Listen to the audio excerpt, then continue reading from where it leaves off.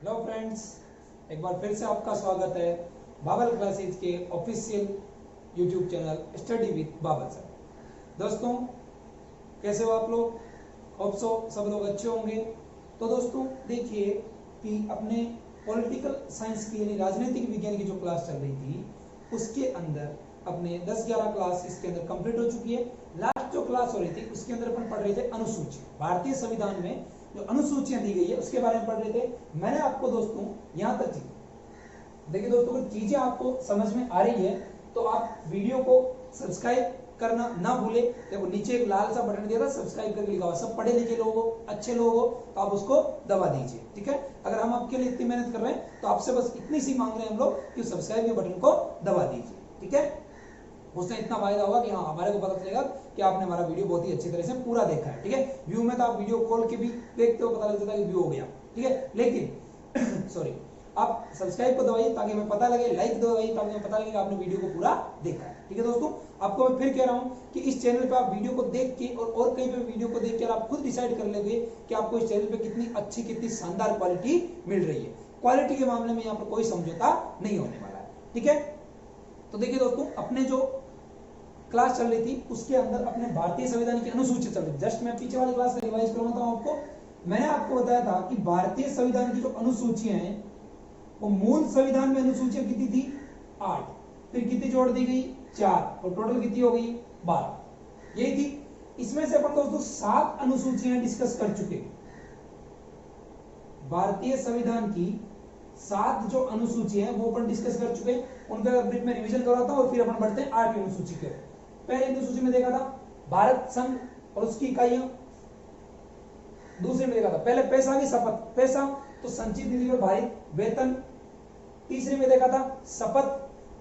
चौथी में राज्यसभा की सीटों का आवंटन।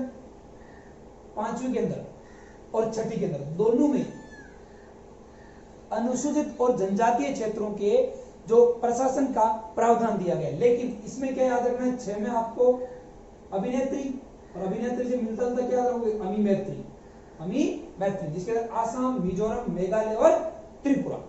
यहां तक चीजें क्लियर थी। फिर देखिए दोस्तों, जो 7वीं अनुसूची थी, 7 से मैंने याद रखा था सूचियां। 7 में भी से आता है, सूचियों में भी से आता है, ठीक है। तो मैंने कहा सूचियां, और कितनी सूचियां थी अपने? 3। कौन कौन सी? संघ सूची, राज्य सूची और समवर्ती सूची। और अवशिष्ट विषय किसके पास रखे गए थे? केंद्र के पास। ये देखा था 42 संविधान संशोधन 1976। इसमें क्या किया गया? 5 विषय थे जो किससे किसमें डाल दिए गए? राज्य सूची से उठाकर किसमें डाल दिए गए? समवर्ती सूची। राज्य सूची से उठाकर किसमें डाल दिए गए? समवर्ती सूची के अंदर। तो यहां तक की चीज आपको क्लियर होगी। अब अपन बढ़ जाते हैं अपनी 8वीं अनुसूची। आप अपनी अनुसूची आज कंप्लीट कर लेंगे। पीछे वाले के अंदर आज की जो अनुसूची है उसमें 2 अनुसूचियां अति इंपॉर्टेंट है जो कई बार एग्जाम के अंदर पूछी जाती है, जो बाद में जोड़ी गई तीनों में से। देखिए तो कि जो 8वीं अनुसूची है उस अनुसूची में क्या है अपन पढ़ रहे हैं। मैं टॉपिक लिख देता हूं अपने भारतीय संविधान की अनुसूची। भारतीय संविधान की अनुसूची, शेड्यूल्स ऑफ इंडियन कॉन्स्टिट्यूशन। इसके अंदर दोस्तों 8वीं जो अनुसूची है वो है संविधान की मान्यता प्राप्त भाषा। यानी कि संविधान में कौन कौन सी जो भाषाएं उनको मान्यता प्राप्त की है भारतीय संविधान की। दोस्तों एक चीज बता दूं मैं कि ये तो सारी की सारी मान्यता है ना संविधान की मान्यता और भाषाएं, उन सब में आप यूपीएससी का पेपर दे सकते हो। ये वही भाषाएं हैं जिनके अंदर आप यूपीएससी का जो मेंस का पेपर है उसमें आप सब्जेक्ट चूज करते हो इन्हीं भाषाओं से, ठीक है। लैंग्वेज चूज करते हो इन्हीं भाषाओं से। देखिए दोस्तों, ये जो भाषाएं थी वो मूल संविधान के अंदर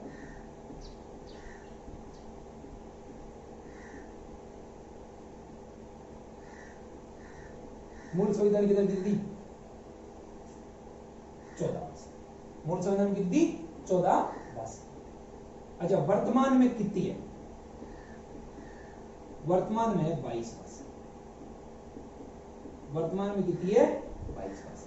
लेकिन को याद ऐसा रखना, 1 + 3 + 4, 3 4 7, पहले कितने? 7। अनुसूचित जाति 12 दिन कितने होते हैं 12, और 12 दिन होते हैं, 12 के बाद कल्याण हो जाता है। तो वर्तमान में कितनी भाषाएं भारतीय संविधान में सम्मिलित की गई है मान्यता प्राप्त भाषाएं दोस्तों 22। मूल संविधान में कितनी थी 14 भाषाएं। तो ये चीजें दोनों मैंने आपको बता दी कि अगर मूल संविधान का पूछा जाए तो भी आप उत्तर लिख सकते हो और वर्तमान की पूछा जाए तो भी उत्तर लिख सकते हो। अच्छा 1, 3 और 4 का मतलब क्या है? 1, 3 और 4 का मतलब 3 में जोड़ो कितना हो जाएगा 4 हो जाएगा। दोस्तों इसमें यह है कि सबसे पहले एक भाषा सम्मिलित की गई थी, फिर 3 भाषाएं सम्मिलित की गई थी और फिर 4 भाषाएं सम्मिलित की गई। ये तो आप बिल्कुल इजी से याद रख दोगे। सिंधी भाषा शामिल की गई कब? तो दोस्तों 21वां संविधान संशोधन 1967। एक भाषा कौन सी होगी? तो सिंधी। कौन से नंबर की भाषा होगी दोस्तों? ये 15वीं। ये कौन सी होगी? 15वीं भाषा। बोलो भाई, मूल संविधान में 14 नंबर की 15वीं भाषा है, फिर 3 मतलब 16वीं, 17वीं और 18वीं भाषा, फिर 19, 20, 21 और 22वीं भाषा। सिंधी भाषा शामिल की गई थी। इनके लिए दोस्तों आपको याद रखना है, इसके लिए तो आपको याद रखना है कि नमक, 3 चीज याद रखनी। क्या याद रखना है? नमक। क्या याद रखना है? नमक। ठीक है। लेकिन दोस्तों ध्यान रखना कि भाषा जो सम्मिलित की गई थी वो अल्फाबेट के अनुसार रहती है। ठीक है। नमक आप लोगों देखो न, म, क। लेकिन सबसे पहले आपको लिखना है कोंकणी। कौन सी है? कोंकणी। ठीक है। तो सिंधी भाषा सम्मिलित की गई, फिर सम्मिलित की गई दोस्तों कोंकणी,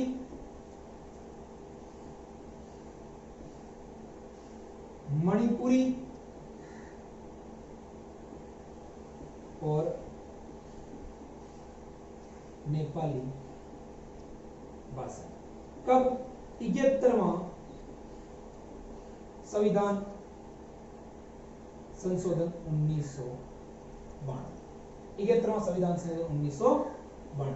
याद कैसे रखोगे इसको? देखो 1 रे कितना 2 और 7 तो 2 कितना, देखो इन दोनों को जोड़ने को कितना बन रहा है? 92 बन रहा है कि नहीं बन रहा है? तो 71वां संविधान संशोधन 92। अब ये जो 92 नहीं आ जाएगा, 92वां संविधान संशोधन के अंदर 4 भाषा। इनमें दोस्तों याद रखना है, अगर आप मैथ्स के स्टूडेंट हो तो याद रखना और भी इजी है। मैथ्स के लिए दोस्तों एक रूल होता है बोर्ड मास का रूल, जिसको आप याद रखो BDMS। कैसे याद रखोगे? BDMS। तो इसके अंदर हो जाएगी दोस्तों अपने बोडो, डोगरी, मैथिली और संथाली भाषा। ये की गई शामिल 92वां संविधान संशोधन 2003। इसी क्रम में याद रखना है, पहले बी आएगी, फिर डोगरी आएगी, फिर मैथिली आएगी और फिर कौन सी आएगी? संथाली आएगी। याद रहेगी दोस्तों यहां तक की चीजें। तो दोस्तों ये इंपॉर्टेंट पॉइंट थी। क्वेश्चन जो पूछा जाता है वहां से, ये यहां से पूछा जाता है, ये इंपॉर्टेंट है। क्या क्वेश्चन पूछा जाता है? तो एक बार दोबारा सुन लो कि जो है 8वीं अनुसूची है, 8वीं अनुसूची, इसके अंदर क्या है दोस्तों? भाषाएं, लैंग्वेज। 8वीं अनुसूची के अंदर क्या है? लैंग्वेज।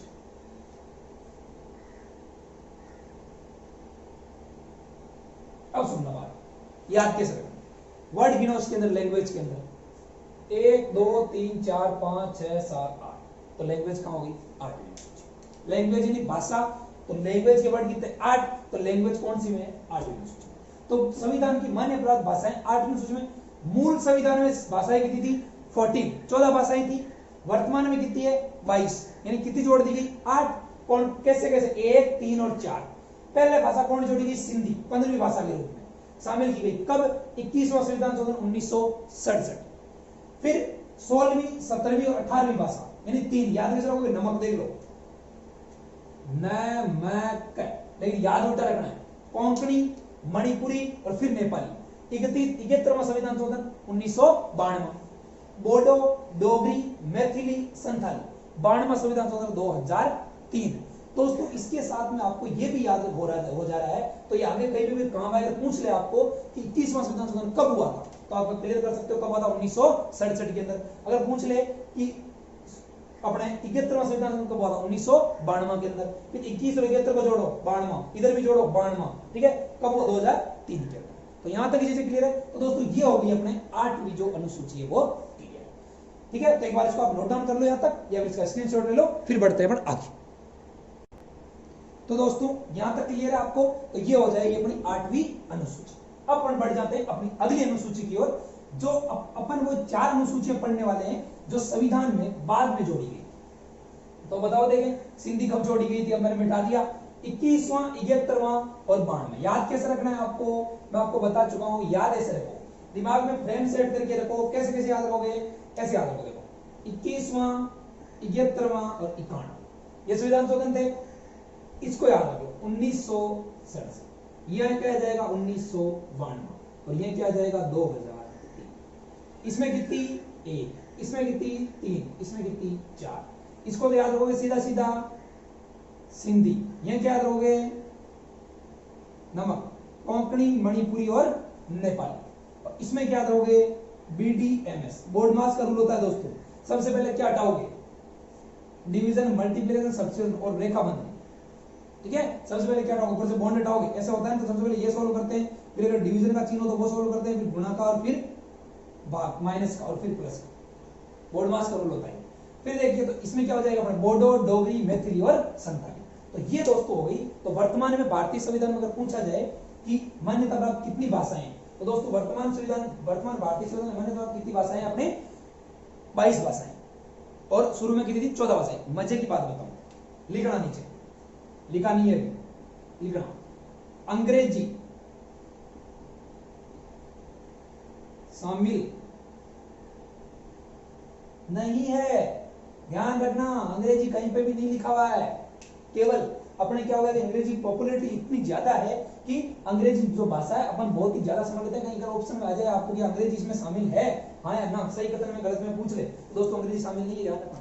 शुरू में अंग्रेजी को केवल ऐसे जोड़ा गया था कि भारतीय की जो हिंदी भाषा या भारतीय जो लोकल भाषा है उनमें सहायक भाषा के रूप में जोड़ा गया 10 साल के लिए, फिर आगे बढ़ती गई। और अब तो अंग्रेजी ने इतना बोलबाला हो गया है कि अंग्रेजी बिना काम ही नहीं चल सकता है, इंडिया में हो चाहे आप बाहर हो, ठीक है। और अंग्रेजी आना कोई देशद्रोही या वो नहीं है, ठीक है, कि भाई वो नहीं कि किसी को अंग्रेजी आती है इसका और हिंदी नहीं आती इसका मतलब वो देश, ऐसा बिल्कुल ही नहीं है, ठीक है ना। वो एक अपने शब्दों को व्यक्त करने की जो क्या है एक माध्यम है, भाषा शब्दों को व्यक्त करने एक माध्यम होता है। हालांकि आप हिंदी में, मैं कह रहा हूं अंग्रेजी से ज्यादा अच्छे से आप शब्दों को व्यक्त कर सकते हो। हिंदी में बड़े बड़े आप बड़े डायलॉग मार सकते हो, इंग्लिश में डायलॉग मारोगे समझ में नहीं आएगा, और डायलॉग पता नहीं चलेगा कि डायलॉग था नहीं और कुछ था, समझ गए।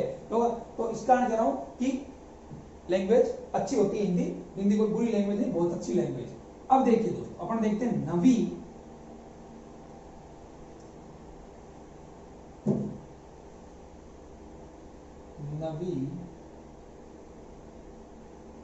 अनुसूची 9th से।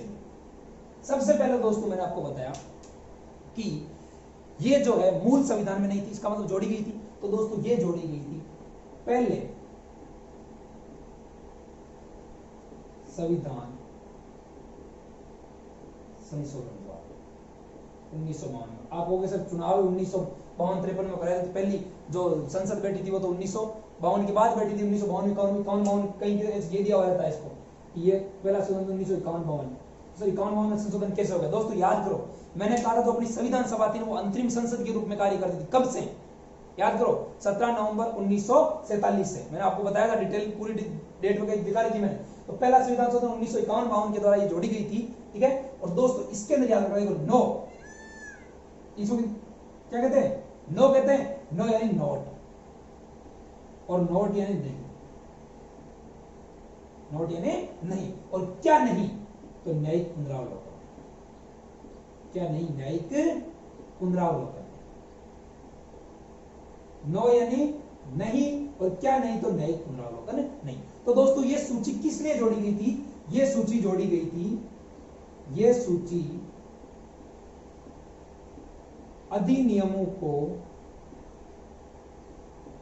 न्यायिक पुनरावलोकन से सुरक्षा प्रदान करने के उद्देश्य से जोड़ी गई थी। न्यायिक पुनरावलोकन में आपको पहले डिस्कस कर चुका हूं और फिर भी बता दूं मैं हल्का सा। न्यायिक पुनरावलोकन का मतलब होता है कि जो न्यायालय है वो विधायिका के यानी संसद के कार्यों में क्या कर सकता है, समीक्षा कर सकती है, और वो अगर गलत है, उसको लगता है कि गलत है, उसको क्या ठहरा सकती है, वो अवैध भी ठहरा सकती है न्यायिक पुनरावलोकन। और बाकी न्यायिक पुनरावलोकन जुडिशियरी जो रिव्यू है जेआर, उसको अपन डिटेल के अंदर डिस्कस करेंगे फिर से आगे अगले जो अपने चैप्टर आएंगे। तो ये सूची दोस्तों अधिनियमों को न्यायिक पुनरावलोकन से सुरक्षा प्रदान करने के उद्देश्य से जोड़ी गई थी। कब जोड़ी गई थी? पहला संविधान संशोधन 1951-52 के द्वारा। नोट इन नहीं, क्या नहीं, न्यायिक पुनरावलोकन। अच्छा, इसका मतलब क्या हुआ? मतलब यह हुआ कि यदि कोई एक्ट इस सूची में रख दिया जाता है तो न्यायालय, सुप्रीम कोर्ट, उसका न्यायिक पुनरावलोकन नहीं कर सकता है। क्या नहीं कर सकता है? न्यायिक पुनरावलोकन नहीं कर सकता है। तो दोस्तों शुरू में इसमें कितने एक्ट रखे गए थे? शुरू में इसमें 13 एक्ट रखे गए थे और वर्तमान में ये कितने हो गए? 282। शुरू में कितने एक्ट रखे गए थे? 13 एक्ट, वर्तमान में कितने हो गए? 282। लेकिन वर्तमान में एक चीज गड़बड़ हो गई। आप एक बार इसको यहां तक नोट डाउन करो, क्या क्या चीजें लिखनी है आपको, कब जोड़ी गई? तो ये जोड़ी पहला संविधान संशोधन 1951 के द्वारा। नहीं, क्या? न्यायिक पुनरावलोकन। किसका? तो यह सूची अधिनियम को न्यायिक पुनरावलोकन से सुरक्षा प्रदान करने के उद्देश्य से जोड़ी गई। यदि कोई अधिनियम इस सूची में रख दिया जाता है, इस अनुसूची में रख दिया जाता है, तो ये अनुसूची में रख दिया जाता है तो सुप्रीम कोर्ट उसका न्यायिक पुनरावलोकन नहीं कर सकता है। शुरू में इसमें कितने एक्ट रखे गए थे? 13, और वर्तमान में कितने रखे गए? इसमें 282। लेकिन आगे जाके क्या गड़बड़ हुई वो मैं बताता हूं। पहले एक बार इसको आप यहां तक नोट डाउन कीजिए, आगे वाले गड़बड़ को अपन डिस्कस करते हैं। अब देखिए दोस्तों, तो यहां तक आप नोट डाउन कर लिया। देखिए दोस्तों, तो इसका एक उद्देश्य ये था, यहां तो ये जोड़ी क्यों गई थी? तो ये अधिनियमों को न्यायिक सुरक्षा प्रदान करने के लिए क्या की गई थी दोस्तों? ये जोड़ी गई थी। अच्छा, अब ठीक है, तो क्या नहीं कर सकते कि 9वीं अनुसूची नहीं कर सकते, क्या न्यायिक पुनरावलोकन नहीं कर सकते। अब देखिए दोस्तों कि शुरू में जमींदारी व्यवस्था को समाप्त करना व भूमि सुधारों को लागू करना, शुरू में इसका क्या था? उद्देश्य। लेकिन बाद में इसका क्या होने लगा दोस्तों? मिसयूज होने लगा। कैसे मिसयूज होने लगा? सरकार को लगता कि यार ये अपने फायदे की चीज है, उसको किसमें टिका देते? उठा के 9वीं अनुसूची में लाए और न्यायालय को बोलते लो अब करो। जबकि अपन देख चुके हैं कि भारतीय संविधान की विशेषता है कि न्यायपालिका और जो विधायिका है उनमें क्या है? समन्वय। अगर विधायिका गड़बड़ करती है उसको अंकुश कौन लगाएगी? न्यायपालिका। और न्यायपालिका गड़बड़ करती है उसको अंकुश कौन लगाएगी? विधायिका। जबकि यहां पर उसने क्या कर दिया? न्यायपालिका को क्या कर दिया? मजबूर कर दिया कि भाई नवीन अनुसूची के अंदर क्या कर सकती है? परिवर्तन नहीं कर सकती। अगर नवीन अनुसूची किसी विषय को डाल दे तो शुरू में तो इसका अच्छा उद्देश्य था कि जमींदारी व्यवस्था को लागू करना था और भूमि सुधारों क्या करना था? लागू करना था, जमींदारी व्यवस्था को करना था, समाप्त करना था, तो जोड़ी गई थी। लेकिन उसके बाद में इसके उद्देश्य क्या हो गए? गड़बड़ आ गई। तो दोस्तों 11 फरवरी 2007 को सुप्रीम कोर्ट ने एक ऐतिहासिक निर्णय दिया। सुप्रीम कोर्ट ने ऐतिहासिक निर्णय दिया और अपने निर्णय में क्या कहा कि 24 अप्रैल 1973 के बाद, कई बार आपको गलत बता दिया जाता है, लोग कई टीचर गलत बताते थे कि 11 फरवरी 2007 को सुप्रीम कोर्ट ने निर्णय दिया था कि अब से 11 फरवरी 2007 के बाद से जो भी विषय इसके अंदर डाले गए, जो भी अधिनियम किसके अंदर डाले गए, नवीन अनुसूची के अंदर, उनको क्या नहीं किया जा सकता, जुडिशियल रिव्यू। ऐसा नहीं है दोस्तों, निर्णय तो आया था 11 फरवरी 2007 को, लेकिन सुप्रीम कोर्ट ने क्या निर्णय दिया था कि 24 अप्रैल 1973, याद करो ये कौन सा मामला था, केशवानंद भारती बनाम वर्सेज केरल राज्यवाद। और मैंने कहा था बार बार नाम आएगा, उसी टाइम भी कहा था मैंने, ये अपने प्रस्तावना में नाम आ चुका है एक बार। 24 अप्रैल 1973 के बाद जो भी एक्ट 9वीं अनुसूची में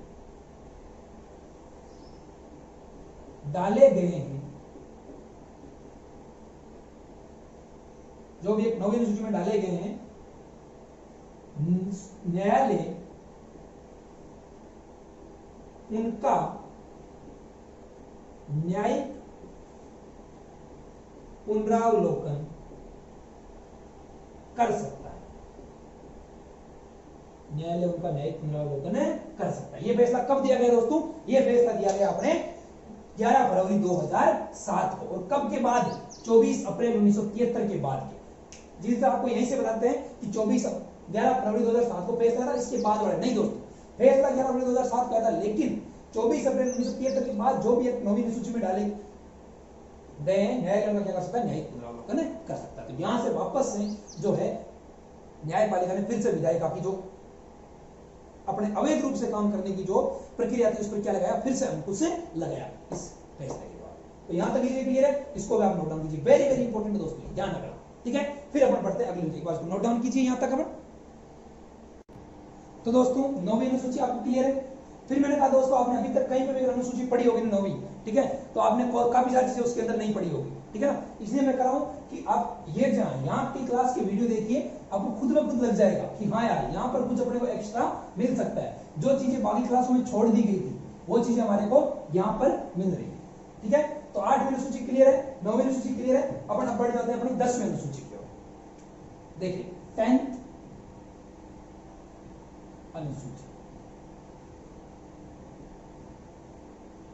देखिए 10वीं जो अनुसूची है ये भी बाद में जोड़ी गई थी। अच्छा 9वीं अनुसूची कब जोड़ेगी, पहला संविधान संशोधन 1952, ये याद रखना, 52वां संविधान संशोधन, 52वां संविधान संशोधन 1985 द्वारा जोड़ी गई। अच्छा साहब क्यों जोड़ी गई, तो दोस्तों दल बदल पर रोक लगाने,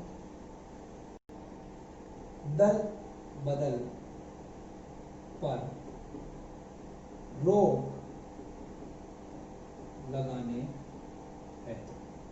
याद कैसे होगा, नो का मतलब नो और 10 का मतलब बस। अब बस बहुत हुआ, अब कोई दल बदल नहीं होगा, दल बदल पर रोक लगाने के लिए बस, अब दल बदल नहीं होगा। याद कैसे होगा, बस अब दल बदल नहीं करना है, बहुत हो गया। तो याद रहेगी चीजें, दल बदल रोक लगाने के लिए। फिर दोस्तों एक संविधान संशोधन होता है 51वां संविधान संशोधन,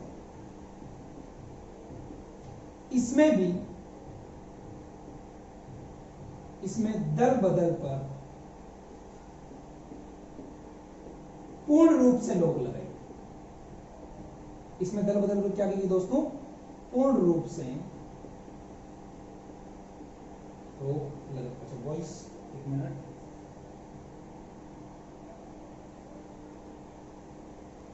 इसमें दल बदल पर दोस्तों पूर्ण रूप से रोक लगाई थी। कौन से में, 91वें संविधान। पहले 52वां संविधान संशोधन, इसमें भी दल बदल पर रोक लगाई गई, ठीक है। ये तो जोड़ी गई थी 92वें संविधान, और किसने जोड़ी गई, दल बदल पर रोक लगाने के लिए। याद कैसे रहोगे, 10 मतलब बस, अब दल बदल नहीं करना है, बहुत हो, ठीक है। 51वां संविधान इसमें दल बदल पर पूर्ण रूप से रोक लगाई गई। कैसा क्या कहा गया इसके अंदर, कहा गया कि यदि कोई सदस्य चुनाव के बाद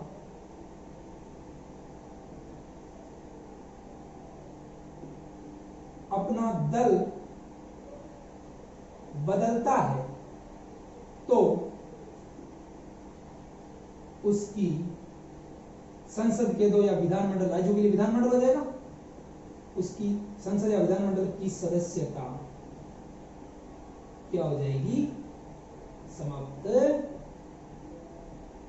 हो जाएगी, ठीक है साहब। पहली चीज इसके अंदर क्या किया गया, प्रावधान। इसके अंदर क्या क्या प्रावधान किए गए, ये प्रावधान किए गए।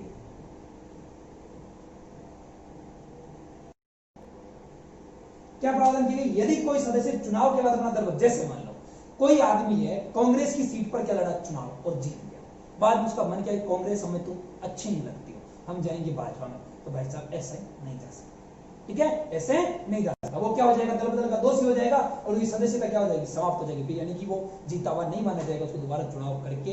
हाँ, ऐसा कर सकता है कि वो अपनी सदस्यता क्या दे, इस्तीफा दे दे और फिर दोबारा भाजपा की सीट पे लड़के उसी जगह से और फिर से आ जाए जीत, तो वो भाजपा में मान जाएगी। फिर अगला प्रावधान क्या है, यदि 2/3 सदस्य 2/3, 2/3 का मतलब 2/3, यदि 2/3 सदस्य एक साथ दल बदलते हैं तो उन्हें दल बदल का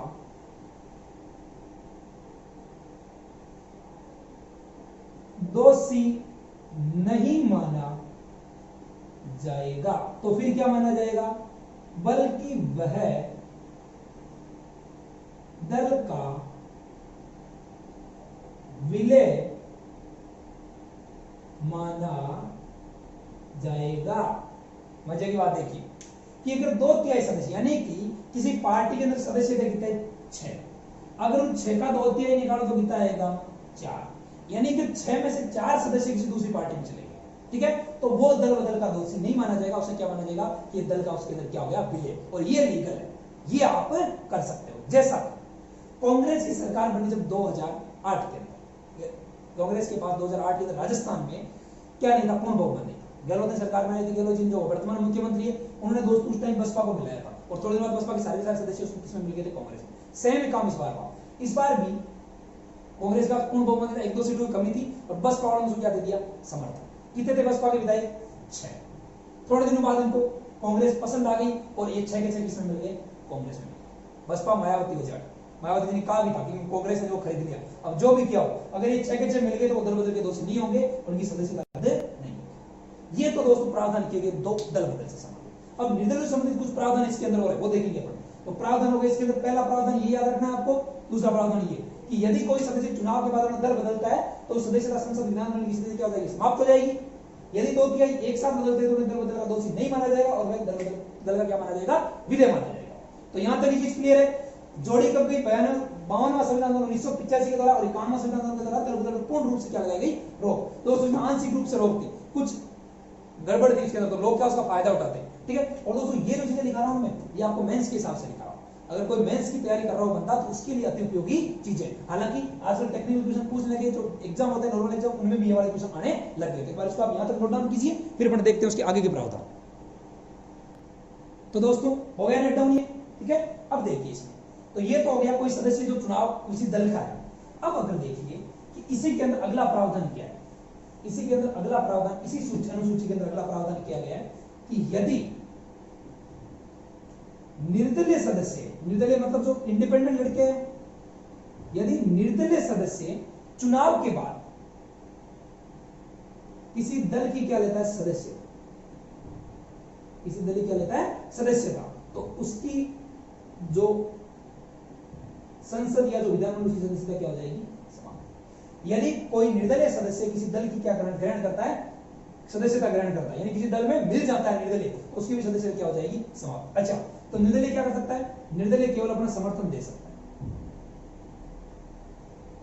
कि मैं किसी का नहीं हूं, मैं स्वतंत्र हूं, लेकिन मैं इनके साथ हूं, ठीक है। समर्थन दे सकता है और समर्थन बदल भी सकता है, उसके लिए कोई नहीं है, समर्थन बदल भी सकता है। जैसे जजगी पहले कांग्रेस में दिया था, जजगी साहब हम तो कांग्रेस साथ अच्छा नहीं लग रहा, भाजपा के साथ जाएंगे, पहले भाजपा में दिया, जजगी नहीं तो भाजपा अच्छी नहीं लग रही, कांग्रेस साथ जाएंगे, तो दे सकता है समर्थन बाहर से और बदल भी सकता है, लेकिन सदस्यता कर नहीं, वो कहा निर्दलीय जाएगा, उस पार्टी का सदस्य कतई नहीं कहा जाएगा। क्लियर है यहां तक की चीजें, ठीक है। फिर यदि कोई सदस्य मनोनीत सदस्य, मनोनीत सदस्य अपने मनोनयन के 6 माह बाद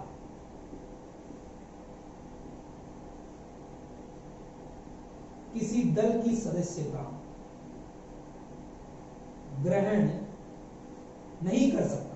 अपने मनोनयन के 6 महीने बाद 6 महीने के अंदर अंदर किसी दल की सदस्यता ग्रहण कर ले तो ठीक है, लेकिन मनोनीत सदस्य भी होते हैं, हम पढ़ेंगे, विधानमंडल में भी होते हैं, अपने संसद में भी होते हैं, लोकसभा राज्यसभा में, ठीक है। 6 माह किसी दल की सदस्यता ग्रहण नहीं करता है, नहीं कर सकता। अगर ऐसा करता है तो उसका मनोनयन क्या हो जाएगा, रद्द हो जाएगा। दो प्रावधान थे अगले, निर्दलीय सदस्य किसी दल की सदस्यता ग्रहण नहीं कर सकता, अगर ऐसा करता है तो सदस्यता क्या हो जाएगी, समाप्त, यानी वो चुनाव जीता हुआ नहीं माना जाएगा, भागो यहां से, भगा देंगे उसको। फिर समर्थन दे सकता है, समर्थन बदल भी सकता है, कौन, निर्दलीय सदस्य। और मनोनीत सदस्य अपने मनोनयन के 6 माह बाद किसी दल की सदस्यता ग्रहण, 6 माह के अंदर अंदर ग्रहण कर सकता है, 6 माह के बाद ग्रहण नहीं कर सकता। ये प्रावधान थे इसी के अंदर। अब इसी अनुसूची के अंदर दोस्तों एक टर्म आती है जो आपने पढ़ी नहीं होगी, कई बार सुनी होगी, आपको कंफ्यूज करती होगी वो टर्म, विहित, WHIP। वैसे इसको कहते हैं घोड़े की लगाम, इंग्लिश में इसका अर्थ आएगा घोड़े की लगाम। लेकिन दोस्तों होता क्या है कि प्रत्येक पार्टी होती है जो अपने पार्टी के सदस्यों में से क्या चुनती है, एक आदमी को विहित चुनती है। विहित का मतलब होता है कि वो आदमी होता है, वो कुछ दिशा निर्देश जारी करता है, वो सारी की सारी जो है उस पार्टी के सदस्यों को मानना पड़ता है। जैसे मान लो कि अभी भाजपा की सरकार है केंद्र के अंदर, अगर भाजपा की सरकार है और भाजपा की सरकार का जो विहिप है उसने ऑर्डर जारी किया कि आज इस जो है अधिनियम पर क्या होगी, वोटिंग होगी और आप सबको एक साइड वोटिंग देनी, ठीक है, तो वो उनको देनी पड़ती है। अगर ऐसा नहीं करता है तो दोस्तों विहिप क्या करता है, उस सदस्य को चेतावनी देता है और उसकी सदस्यता भी क्या कर सकता है, खारिज कर सकता है। उस सदस्यता भी क्या कर सकता है, खारिज कर सकता है। एक ये भी प्रावधान इसी के अंदर है। अच्छा, फिर एक प्रावधान है कि दल बदल का जो दोषी है उसको दल बदल का दोषी कौन ठहरे, कौन बताएगा कि दल बदल का दोषी है कि नहीं, तो दोस्तों वो बताता है अध्यक्ष या फिर सभापति। अध्यक्ष मतलब अगर लोकसभा की बात करूंगा तो अध्यक्ष और राज्यसभा की बात करूंगा तो सभापति। लोकसभा में जो मुख्य होता है वो अध्यक्ष और उपाध्यक्ष होते हैं, राज्यसभा में कौन होता है, उनको सभापति और उपसभापति होते हैं। तो दल बदल के बारे में निर्णय कौन करेगा, अध्यक्ष या फिर सभापति। एक चीज और, अगर किसी दल बदल के निर्णय कर दिया किसी अध्यक्ष सभापति ने तो उसको न्यायालय में चुनौती दी जा सकती है, हाँ बिल्कुल दी जा सकती है उसको न्यायालय में चुनौती, ठीक है। तो ये आप पॉइंट नोट डाउन कर लेने से कैसे इंपॉर्टेंट पॉइंट दो मैंने आपको बता दिया।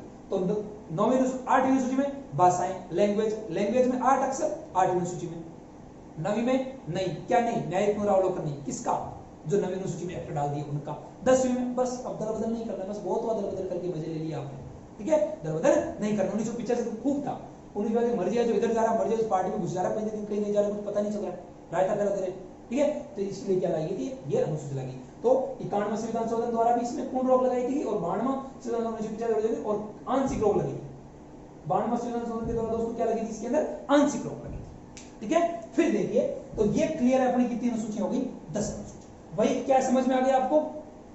फिर अच्छा, और दल बदल का निर्णय कौन करता है, ये क्वेश्चन पूछा जाता है एग्जाम के अंदर, कॉन्फ्रेंस एग्जाम में क्वेश्चन पूछा जाता है कि दल बदल के निर्णय कौन करता है, तो सभापति या फिर अध्यक्ष, ठीक है। फिर देखिए दोस्तों अपन बढ़ते हैं आगे, अपनी लास्ट की दोनों सूचियां बची हुई है, 11वीं अनुसूची और 12वीं, बिल्कुल छोटी छोटी, अब ज्यादा नहीं है, बड़ी जो समझने वाली इंपॉर्टेंट चीजें थी वो इन्हीं में थी।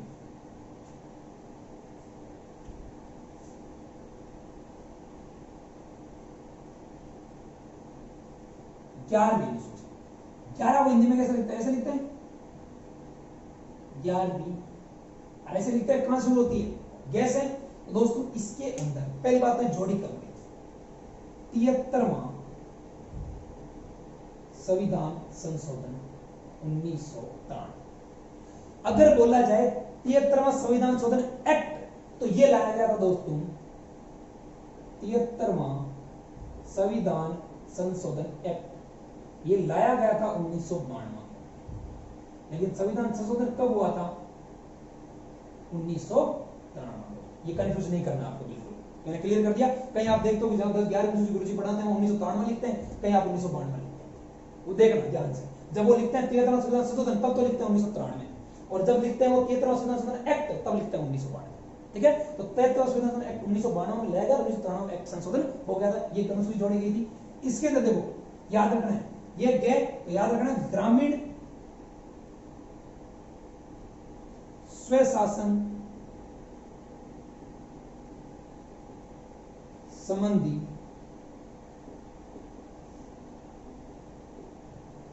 प्रावधान किए गए। क्या किया गया दोस्तों इसके अंदर, ग्रामीण स्वशासन संबंधी प्रावधान किए गए। तो इसमें ग्रामीण स्वशासन संबंधी प्रावधान किए गए, यानी इनकी प्राधिकार, इनकी जिम्मेदारियां और इनकी शक्तियां, इनके बारे में क्या किया गया है, सारा का सारा अपने को बताया गया। ठीक है। अच्छा, ये जो है इसमें, तो इसमें जो ग्रामीण स्वशासन निकाय है, ठीक है, इनको 29 विषय दिए गए। टोटल कितने विषय दिए गए? 29 विषय दिए गए, ठीक है, टोटल। और वर्तमान में इतने से कितने विषय लागू, अगर ये पूछा जाए दोस्तों, तो 23। पहले 24 थे, सॉरी 22 थे, अभी एक विषय और ऐड कर दिया गया। टोटल कितने विषय दे दिए गए? 23 विषय। टोटल कितने विषय दिए गए, कितने विषय लिखे गए इसके अंदर? 29। और अभी वर्तमान में लागू कितने कर दिए गए? 23 विषय। किनमें? ग्रामीण स्वशासन संबंधी, ग्रामीण स्वशासन, अरे अपनी ग्राम पंचायतें या अपनी जो ग्राम सभा है, वो सारी की सारी इसी के अंदर है। उनके प्राधिकार क्या, उनकी जिम्मेदारियां क्या, उनकी शक्तियां क्या, ये सारी डिटेल किसके अंदर दी गई है? इसी अनुसूची में। 11वीं अनुसूची। यहां तक क्लियर है? तो इसको कीजिए, आप देखिए, नोट डाउन जल्दी से।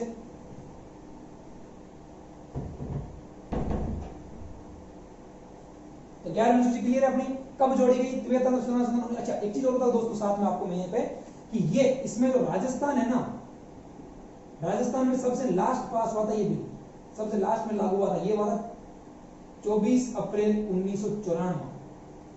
संविधान संशोधन 1993 में हो गया था। फिर 1 साल का टाइम दिया, 1 साल का टाइम दिया था कि आप क्या कर लो, इसको लागू कर लो। राजस्थान में सबसे लास्ट में किया था 24 अप्रैल 1994। 23 अप्रैल 1993 को बोला था 1 साल आपके पास, और 24 फरवरी राजस्थान ने क्या कर दिया था? लागू कर दिया था। फिर देखिए, तो 11वीं अनुसूची में क्या हो गया? अपने ग्रामीण स्थानीय स्वशासन याद रहेगा, गैर से गैर। फिर देखिए दोस्तों, लास्ट अनुसूची, कितने विषय दिए गए पंचायतों को, विषय याद रखना पूछ जाते हैं। टोटल विषय कितने दिए गए? और इस 11वीं अनुसूची के अंदर 29 विषय। लागू कितने हो गए वर्तमान में? 23। अब है दोस्तों अपने 12वीं अनुसूची। 12वीं अनुसूची के अंदर ये वही जोड़ी गई थी, 74वां संविधान संशोधन 1993। और एक्ट पूछा जाए तो 74वां संविधान संशोधन एक्ट 1992 के अंदर। इसके अंदर क्या किया गया है? इसके अंदर शहरी स्वशासन संबंधी प्रावधान, यानी कि उनके प्राधिकार, उनकी जिम्मेदारियां और उनकी शक्ति, इन चीजों के बारे में इसके अंदर। कौन सी अनुसूची के अंदर? 12 अनुसूची, 74वां संविधान संशोधन 1993 में हुआ था, ठीक है। और एक्ट कब आया था? 1992। तो यहां तक क्लियर है? शहरी स्वशासन संबंधी प्रावधान। शहरी स्वशासन सीधे एक ही जगह पर नगर पालिका, हालांकि बाद में उसमें नगर पालिका वाला, इसमें नगर निगम, नगर परिषद भी आता है। इनको विषय कितने दिए गए दोस्तों? तो विषय दिए गए, विषय कितने दिए गए? 18। ठीक है। तो यहां तक एक बार इसको नोट डाउन करो।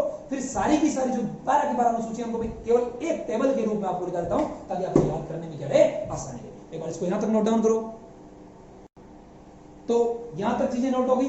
अब एक बार जो दोस्तों 12 की 12 अनुसूचियां उनको मैं टेबल के रूप में एक बार एक साथ में निकाल देता हूं, ठीक है। और वो टेबल आप भी बना लेना, ताकि आपको फटाफट क्विक रिवीजन के लिए वो टेबल काम में आए।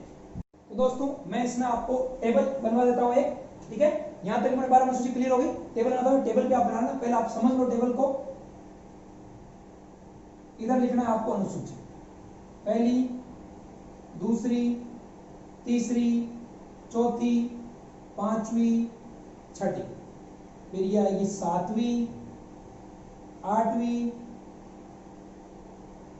9वीं, 10वीं, 11वीं, 12वीं।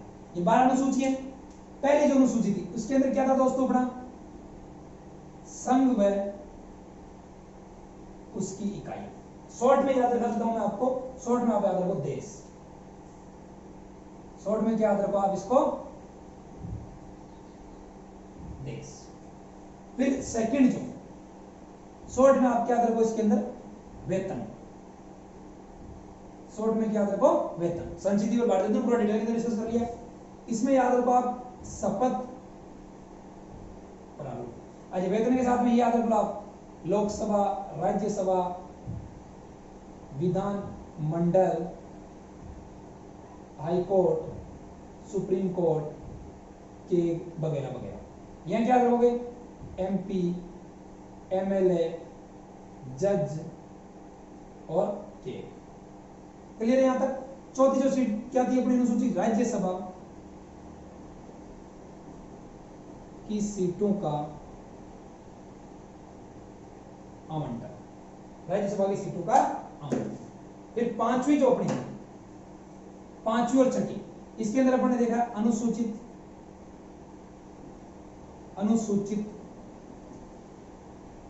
व जनजातीय क्षेत्रों के प्रशासन का प्रावधान।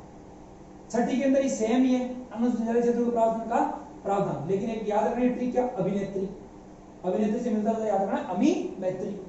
तो ये हो गई अपनी 6। फिर सातवीं के अंदर सूचियां, कितनी, 3, संघ, राज्य और संवर्ग। 8वीं लैंग्वेज, भाषाएं,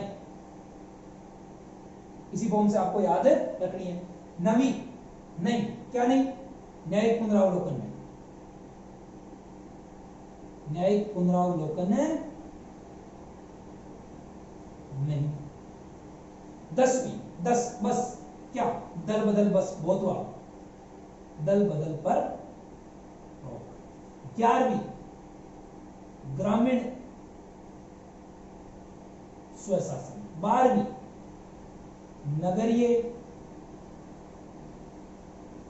स्वशासन। ये जो थी अपने न्यास है, ये बाद में जोड़ी गई,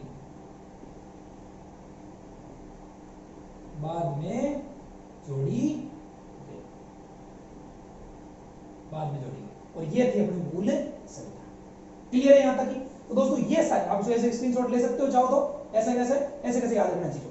तो दोस्तों ये हो गया अपना जो अनुसूचियों का पार्ट है वो कंप्लीट। 2 वीडियो के अंदर, पहला वाला वीडियो 40 मिनट का, ये वाला वीडियो 40 मिनट। अनुसूची का मैंने आपको सारे के सारे क्वेश्चन करवा दिए, एक भी क्वेश्चन मैंने नहीं छोड़ा है। आप पुराने एग्जाम आए क्वेश्चन देख लेना, किसी कोचिंग के नोट देख लेना, या आप कहीं से कोचिंग करोगे तो आपको पता लग जाएगा कि पता नहीं 2 चीजें ऐसे स्किप हुई होगी। मैंने आपको 2 चीजें एक्स्ट्रा ही बताई है, कम कतई नहीं बताई। तो दोस्तों जो मेरे साथ जुड़े रहने के लिए आपका बहुत बहुत आभार। इसी प्रकार मेरे साथ जुड़े रहिए, इसी प्रकार आपका समय मेरे को और मोटिवेट करेगा कि मैं आपके लिए अच्छी क्वांटिटी, अच्छी क्वालिटी के वीडियो लेके आऊं। जल्दी 1-2 सब्जेक्ट नई और शुरू करने वाले अपन। अगर आपको डिमांड हो, कोई टॉपिक आपको समझ में नहीं है, वो कोई सब्जेक्ट समझ में नहीं है, तो आप बता सकते हो कि सर ये वाला सब्जेक्ट आप पहले ले लीजिए, वो सब्जेक्ट मैं पहले ले लूंगा, ठीक है, ताकि आपके एग्जाम में वो क्या हो, उसके काम में आ सके। जल्दी अपन यहाँ पर इस चैनल पे अपने RS मेंस के जो सिलेबस के जो सब्जेक्ट है, जो कि बाकी सिलेबस में नहीं आता, जैसे पब्लिक एडमिनिस्ट्रेशन हुआ, अपने एथिक्स हुई, अपने मैनेजमेंट हुआ, ठीक है, अपने ऑडिट हुई, तो ये सारे सब्जेक्ट है वो भी जल्द इस चैनल पे आपके शुरू हो जाएंगे। तो अगर अभी तक आपने चैनल को सब्सक्राइब नहीं किया तो सब्सक्राइब कीजिए, अपने दोस्तों के साथ शेयर कीजिए, और नीचे लाइक का बटन आता है, लाइक का ऐसा अंगूठा वो दबाना जरूर ना भूलें, वो दबाए जरूर, ठीक है, जिससे हमको पता लगेगा आपको वीडियो अच्छे लगे। आज की क्लास यहीं और करते हैं। Thank you.